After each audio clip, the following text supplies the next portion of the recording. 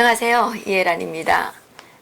리버티 코리아 포스트에 소개된 오늘자 뉴스들을 소개해드리는 시간인데요. 사실 어제 소개해드리지 못한 뉴스도 있습니다.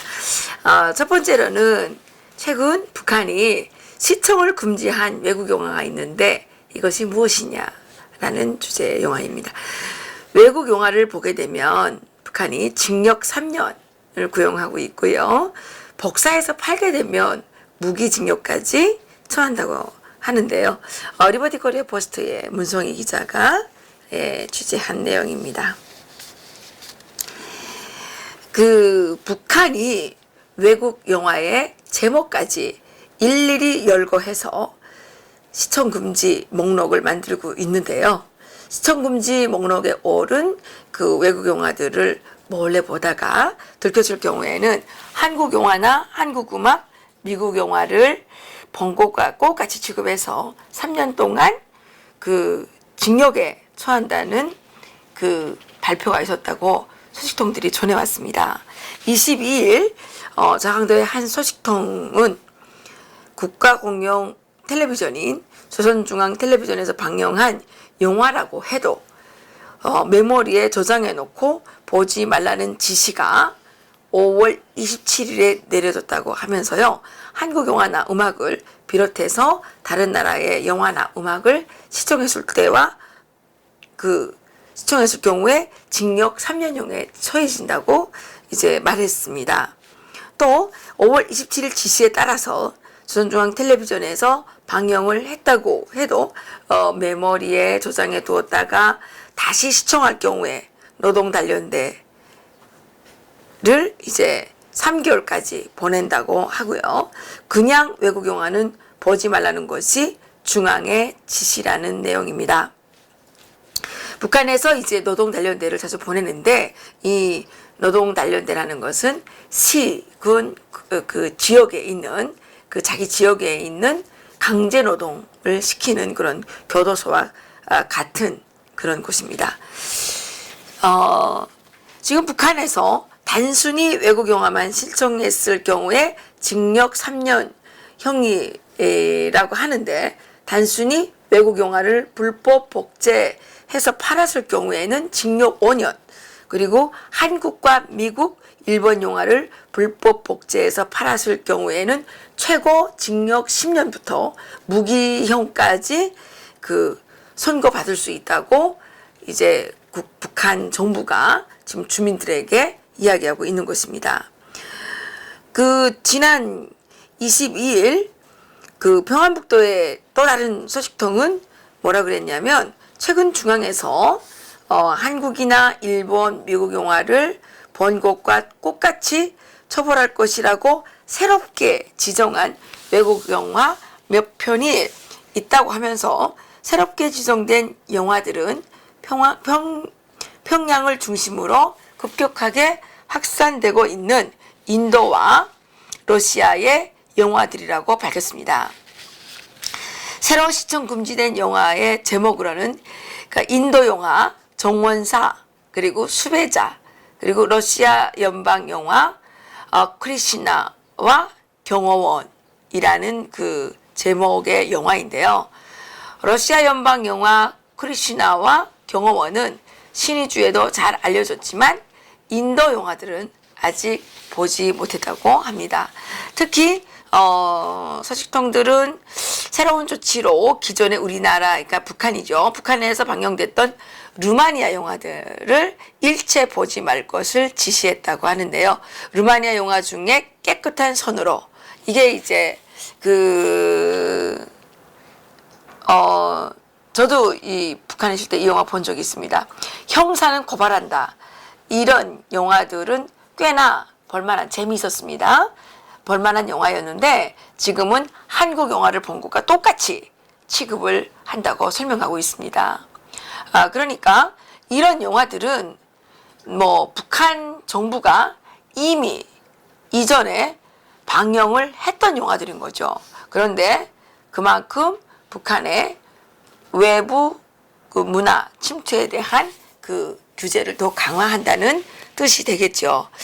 그러면서 외국 영화들이 들어오는 통로는 국경이 아닌 원산항, 청진항, 남포항이기 때문에 그러니까 시청 금지된 인도 영화, 원예사와 수배자, 또 그리고 러시아 연방 영화, 크리시나와 대통령의 경호원과 같은 영화들은 괜히 사람들의 호기심을 자극해서 더 빨리 확산될 수도 있다는 것입니다. 그렇죠, 여러분? 하지 말라고 하면 사람은 원래 더 하고 싶은 것이죠. 아마 이 영화들이 북한에서 대박 날 것 같다는 예감입니다. 다음은요. 북한이 비핵화 문제로 내부 분열 양상이 나타나고 있다는 소식입니다. 국제사회 지원에 두려움이 있고요. 1980년대로 회귀할까봐 우려하는 사람들도 있다고 합니다. 이것도 문성희 기자가 취재했습니다. 비핵화 문제를 놓고 북한 내부가 두 개의 부류로 쪼개진 것으로 알려졌습니다. 물론 이 두 부류가 다 같이 비핵화 자체를 반대하는 것은 아니지만 김정은이 비핵화를 하든 하지 않든 그들은 아무 상관도 없다는 이제 태도를 취하고 있다고 북한의 소식통들이 말하고 있는데요. 다만 비핵화의 대가로 국제사회가 북한을 물질적으로 지원하는 문제를 놓고 여론이 팽팽하게 맞서고 있는 것으로 전해지고 있습니다. 이와 관련해서 중국에 파견된 북한의 한 고위 간부 소식통은 우선 한 부류는 현 상황을 유지하되 국제사회는 원유만 지원하면 된다고 주장하는 부류이고요. 그러니까 원유라는 것이 오일이죠. 기름. 원유만 지원하면 된다고 주장하는 부류가 있고요. 또 이런 주장을 펼치는 부류들은 주로 중앙의 고위 간부들과 외화벌이 기관들, 돈주라고 불리는 신흥 재벌들이라고 합니다. 그리고 이 소식통은 북한의 노동당 본부청사 간부들은 하나같이 비핵화에 크게 반발하고 있다고 합니다. 하지만 비핵화에 대한 그들의 반발은 한갓 구실에 지나지 않고요. 진짜 속심은 미북 정상회담에서 비핵화 합의가 나올 경우 국제사회가 당장의 제재를 푸는 것에 대한 두려움이 있다고 하네요. 왜냐하면 당 간부들과 군 지휘관들, 신흥 재벌들은 비핵화 합의가 성공할 경우에 국제사회가 대북 제재를 풀고 막대한 물질적 지원을 할 것으로 기대하고 있기 때문인데요. 그렇게 되는 경우에 경제적 여유가 생긴 김정은이 북한을 1980년대 상황으로 되돌릴 것으로 판단하고 있기 때문입니다. 김정은이 바라는 건 개혁 개방이 아니고요. 권력이 가장 안정적이었던 1980년대로 시대를 되돌리는 것이라고 소식통들은 이야기하면서 최근까지 배급제를 무조건 부활시키라는 김정은의 여러 지시는 식량으로 주민들을 통제하겠다는 1980년대의 사고방식이라고 진단하고 있기 때문입니다.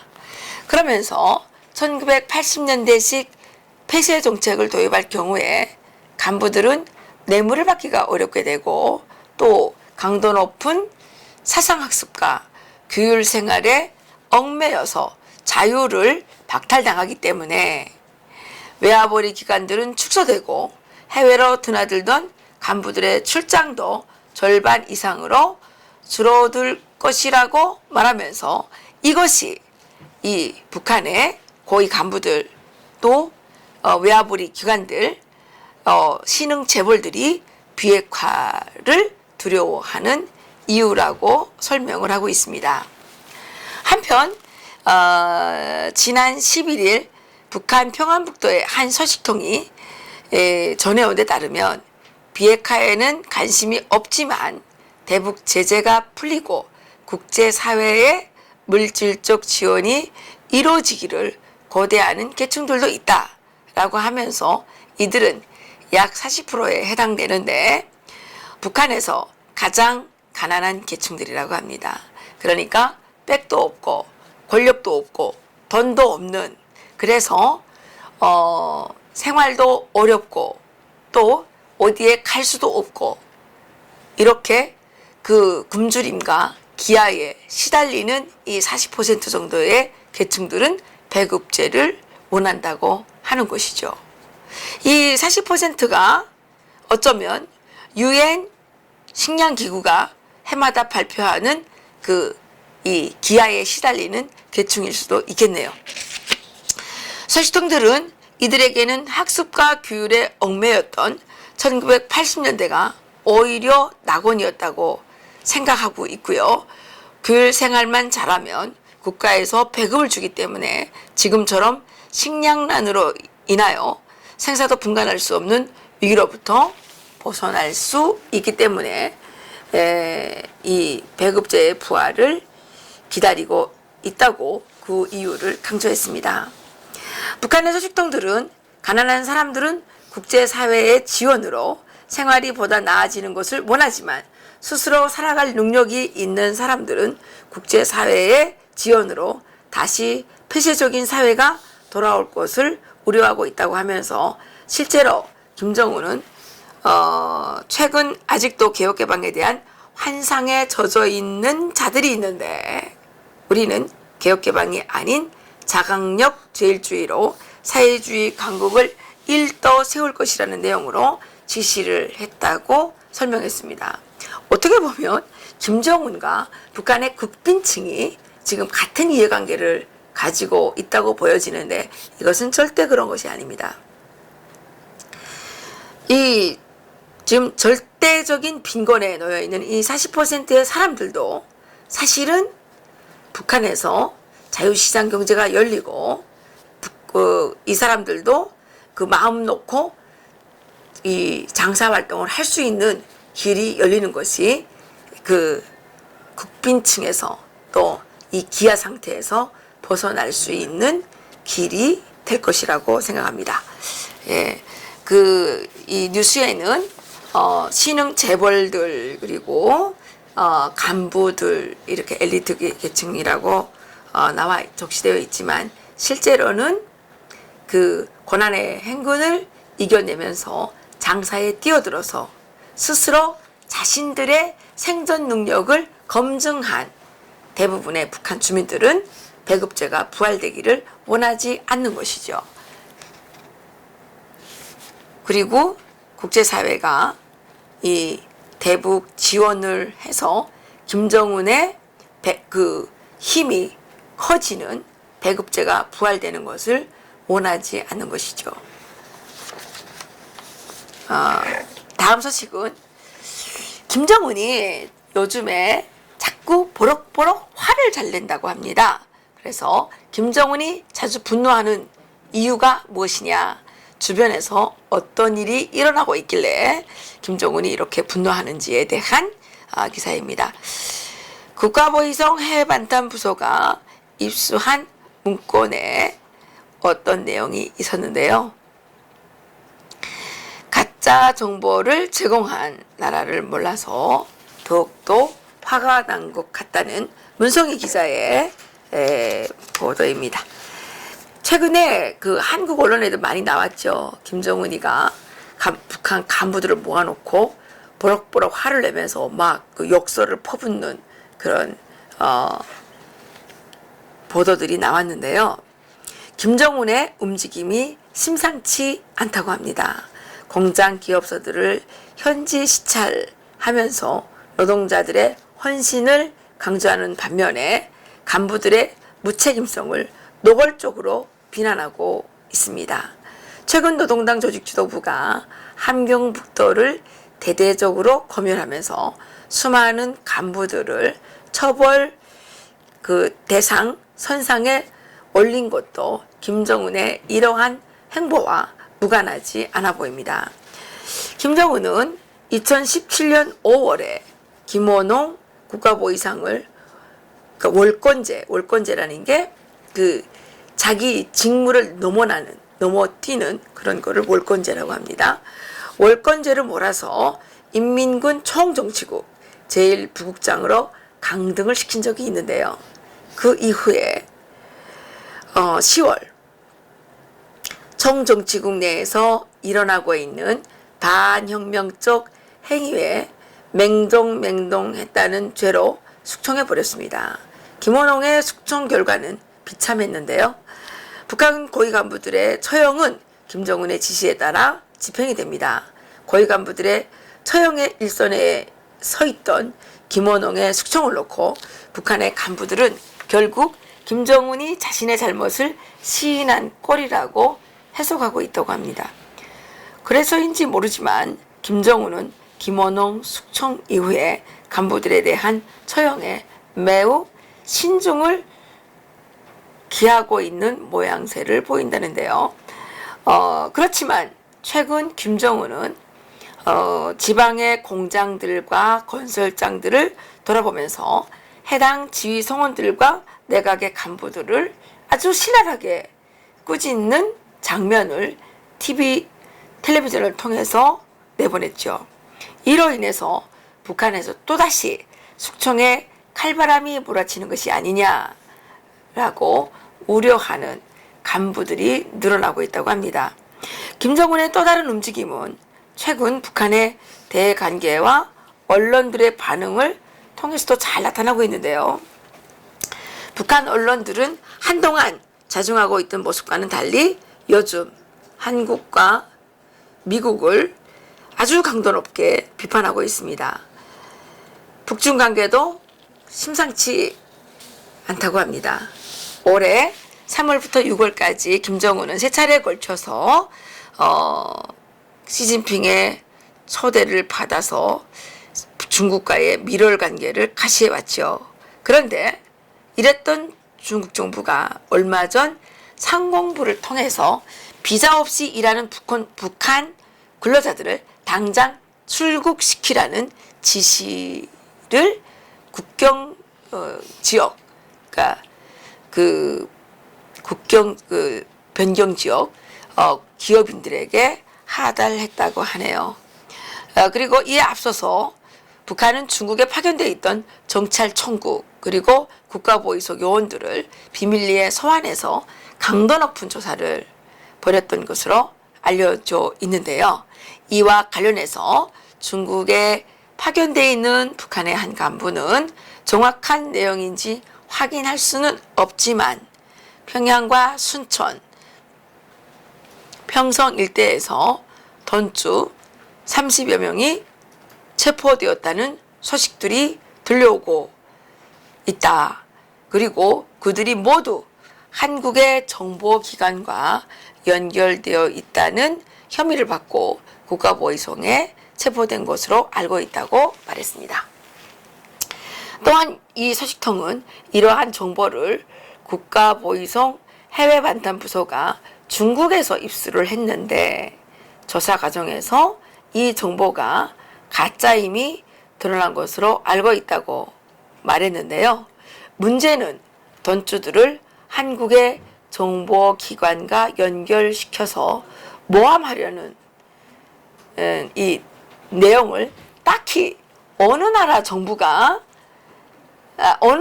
정보기관이 이 북한에 제공했는지 명백하지 않은 것이 문제라고 말했습니다.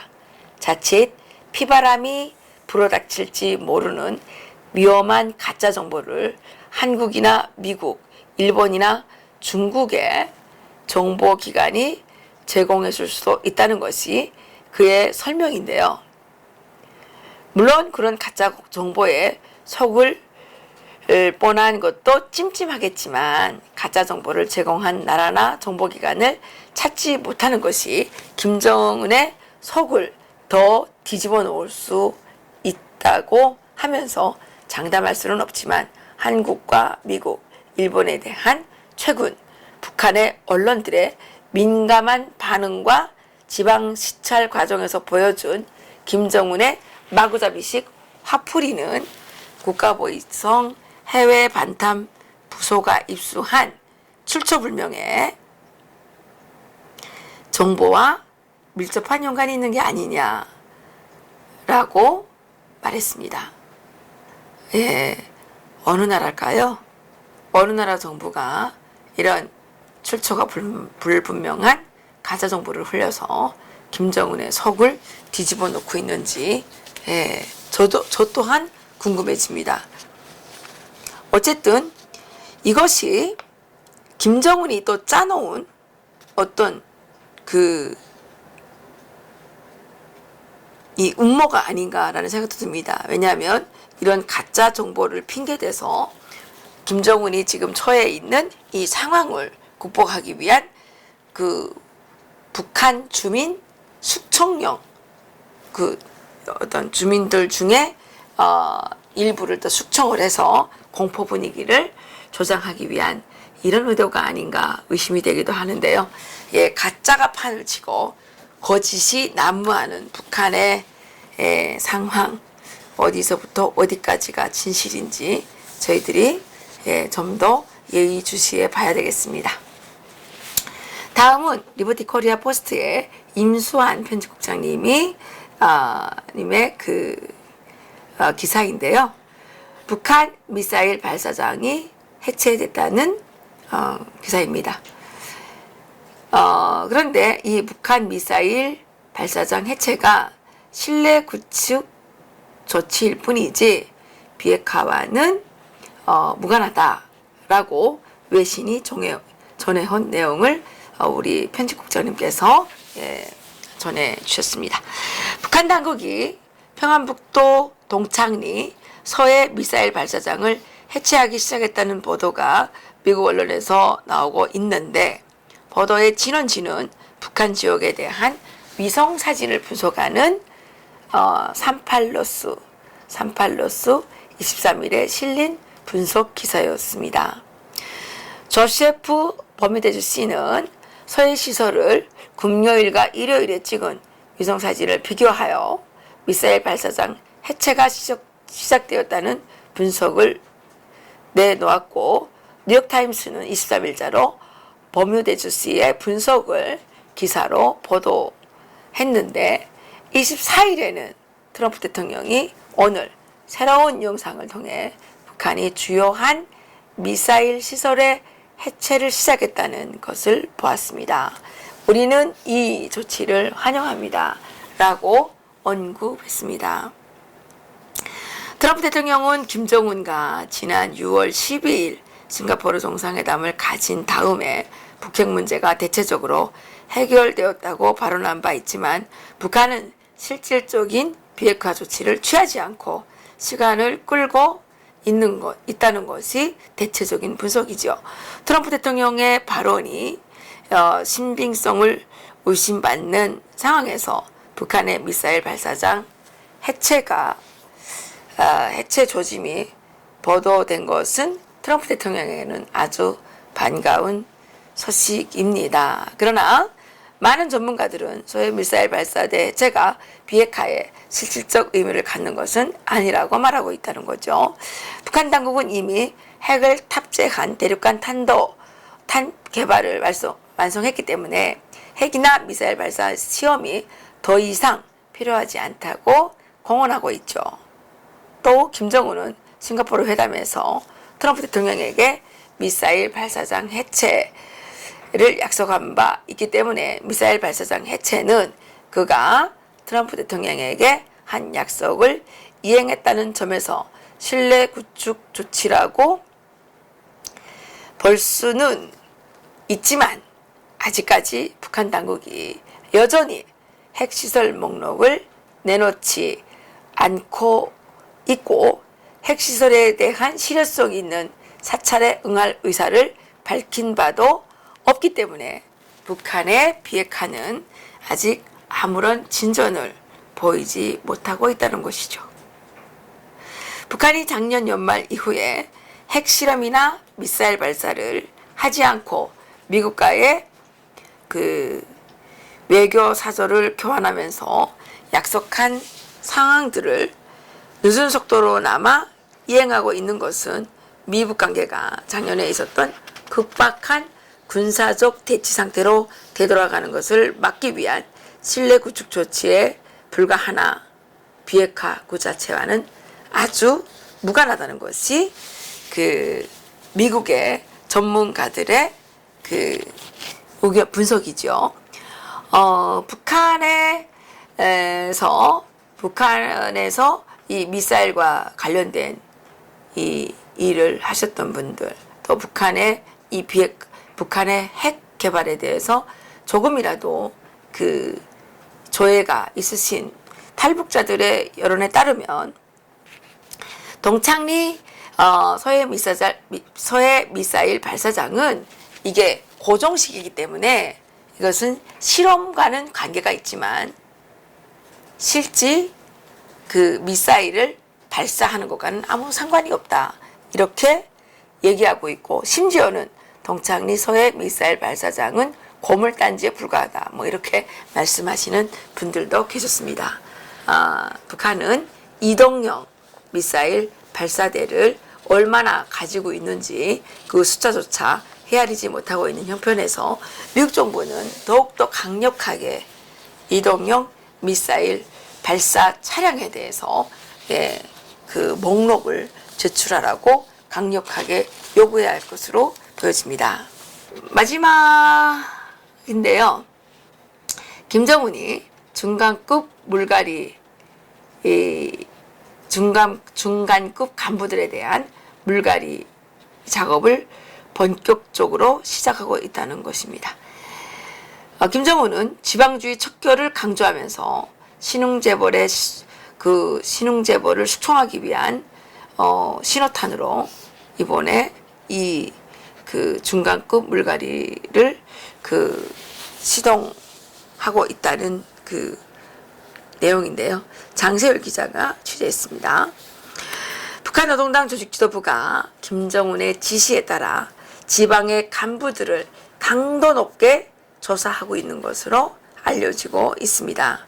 돈주라고 하죠. 이게 사금융입니다. 개인금융. 이 돈주 신흥 재벌들이죠. 재벌이라 그래야 뭐 대한민국의 재벌들처럼 그렇지는 못하겠지만 어쨌든 북한에서 돈을 많이 갖고 있는 사람들입니다. 이 돈주들을 타격하기 위한 준비 작업의 일환으로 이번 노동당 조직지도부 검열이 시작된 것 같다고 소식통들이 진단했는데요. 함경북도의 한 소식통이 7월 함경북도에 들이닥친 중앙당 조직지도부의 검열로 인해서 숱한 간부들이 조사를 받고 있다라고 말했습니다. 아직은 조사 단계여서 걸려든 간부들이 어떤 수위의 처벌을 받을지 잘 가늠이 되지 않지만 이것이 지금 중간급 간부들에게 엄청난 공포를 조성하고 있다는 거죠. 또 지난 22일 함경북도의 다른 소식통이 전해왔는데 중앙당 조직지도부의 검열은 20여일에 불과했지만 함경북도에서 수백 명도 넘는 간부들이 조사를 받고 있다.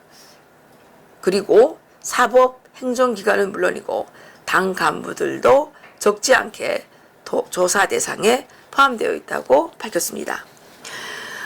소식통은 중앙당 조직지도부의 검열은 사법기관인 국가보위성이나 인민보안성 검열처럼 사람들을 마구 가두고 처형하는 검열은 아니지만 조사 결과에 따라서 협동농장으로 추방되거나 심하면 정치범으로 숙청될 수도 있는 위험을 갖고 있다고 말했습니다. 그리고 이번 조직지도부의 검열은 김정일 시대로부터 누적되어 온 간부 사업의 폐단을 뿌리 뽑는 과정으로 알고 있는데요. 최초 김일성은 권력 유지를 위해서 출생지를 비롯해 연고지에 절대로 간부들을 파견하지 않는 원칙을 고수했다고 언급했습니다. 연고지에 파견된 간부들이 주변의 친인척들을 이제 규합을 해서 새로운 세력을 구축할 수 있다는 점을 김일성이 가장 두려워했는데, 하지만 이런 원칙은 연고가 없는 지역에 파견될 간부들의 주택과 식량을 해결해 줘야 하는 아주 그 어려움이 많았다고 소식통이 설명했습니다. 더욱이 김정일은 고난의 행군에 따른 경제적 어려움으로 어쩔 수 없이 간부들을 경제적 토대가 구축된 연고지에 파견할 수밖에 없었다고 하면서 그러나 김정은은 권력 유지를 위해서 김일성의 간부 원칙을 부활시키려고 모질게 노력하고 있다는 것이 소식통의 진단입니다. 다시 말하면요, 이 김일성 때는 이 연고지에 간부들을 배치하지 않았다는 거죠. 왜냐하면 연고지에 간부들을 배치하면 그 지역의 친인척들을 이제 규합을 해서 그 북한에서 가족주의, 지방주의로 몰아가는데, 이런 것들이 종파의 그 온상으로 돼가지고 정권에 대항하는 세력이 될 수 있기 때문에 김일성 시대에는 이 연고지에 간부들을 배치하지 않는 것이 원칙이었지만, 연고지에 간부들을 배치하지 않으면 이 국가에서 이 새로 배치되는 간부들에게 이 식생활, 그러니까 뭐 살아갈 수 있는 생활 조건을 다 마련해 줘야 되는 거예요. 식량도 해줘야 되고 뭐 집도 해줘야 되고 이런 부분들이 있으니까 김정일은 그 연고지에 간부들을 어쩔 수 없이 이제 배치했던, 이렇게 보냈던 그런 시절이 있었죠.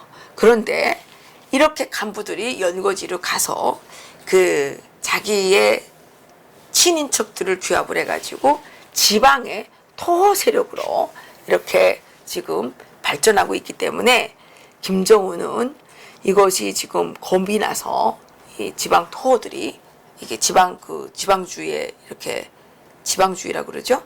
이렇게 가족주의, 지방주의 이렇게 뭉쳐가지고 김정은에게 반항할 수 있는 이런 위험이 있기 때문에 권력 유지를 위해서 김일성의 간부 사업 원칙을 다시 부활시키려고 한다는 것이죠. 함경북도의 또 다른 소식통 역시 김정은은 돈주들과 결탁된 지방 간부들의 부정부패가 연고지와 관련이 있는 것으로 보고 있고, 이번 기회에 조직지도부를 동원해서 돈주들과 지방 간부들 간의 그 연결고리를 완전히 끌어버리겠다고 이제 김정은이 그 계획하고 있다고 강조하고 있습니다. 때문에 이번 중앙당 조직지도부의 검열은 반드시 돈주들을 겨냥하게 되어 있고요. 돈주들을 타격하기 위한 사전 작업임을 검열 성원들도 숨기지 않고 있다고 합니다. 먼저 지방 간부들을 통해서 명분을 쌓은 다음에 지방 간부들을 숙청하는 것과 동시에 돈주들에게 화살을 돌려서 돈주들의 재산을 빼앗아내고 돈주들을 이제 제거하는 것이 김정은의 의도인 것 같다고 북한의 소식통들은 분석하고 있습니다. 어쨌든 총체적인 것을 보게 되면 김정은은 자기 체제를, 그러니까 김정은 체제라는 게 무엇입니까? 공산, 세습, 노예, 왕조, 이게 체제죠. 이 체제를 유지하는 데 혈안이 되어 있고, 이 체제를 유지하기 위한 하나의 수단으로서 미북 정상회담을 이용한 겁니다. 그리고 그 트럼프 대통령과의 뭐 신뢰 구축을 하는 척 하면서 시간 끌기를 하고 있다고 보여주는 것입니다. 그러면서 이 그러니까 트럼프 대통령의 군사적 그 대북 압박이 좀 완화된 이 틈을 타서 북한 내부에 있는 반대 세력들을 제거하기 위해서 지금 끊임없이 발악을 하고 있다고 보여집니다. 그렇기 때문에 그 트럼프 대통령과 미국 또 정부는 또 미국의 그 정치인들과 미국 국민들은 김정은의 이런 속임수에 다시 넘어가면 안 된다는 것입니다. 분명한 것은 한반도의 평화 그리고 이 전 세계의 평화를 유지하는 데서 가장 중요한 것은 김정은 공산 독재 노예 세습 왕조를 제거하고 북한 주민들에게 자유와 민주주의와 시장 경제 체제를 수립할 수 있도록 기회를 주는 것이고요. 그리고 북한 주민들이 인권을 찾을 수 있도록 그들을 노예에서 해방시켜 주는 것이라고 생각됩니다. 그래서 우리는 북한을 자유화하고 북한 주민들에게 민주주의와 시장경제 체제를 선물함으로써 북한의 인권 문제를 완전히 해결하기 위한 그런 고삐를 조금도 늦추면 안 된다는 말씀 드리고 싶습니다. 김정은은 앞으로도 계속 쇼를 할 것이고요. 트럼프 대통령의 임기가 끝나기만을 간절히 바라고 있을 것입니다. 자신은 종신령 세습 왕조의 왕이고 트럼프 대통령은 민주주의 하에서 선거에 의해서 계약 기간이 정해진 계약직 대통령이기 때문에 이것을 지금 아주 이용하려는 계획이 엿보이는 거죠. 리버티 코리아 포스트 뉴스만 전해드리겠고요. 리버티 코리아 포스트 뉴스 많이 봐주시고요. 또 이해란 TV 구독, 좋아요 많이 눌러주십시오. 그리고 악플을 다시는 분들이 많이 계시는데 개의치 않습니다. 댓글 많이 달아주시기 바랍니다. 그리고 저희들이 보다 더 좋은 뉴스를 또 정보를 전달하실 수 있도록 후원도 부탁드립니다. 오늘 여기서 마치겠습니다. 고맙습니다.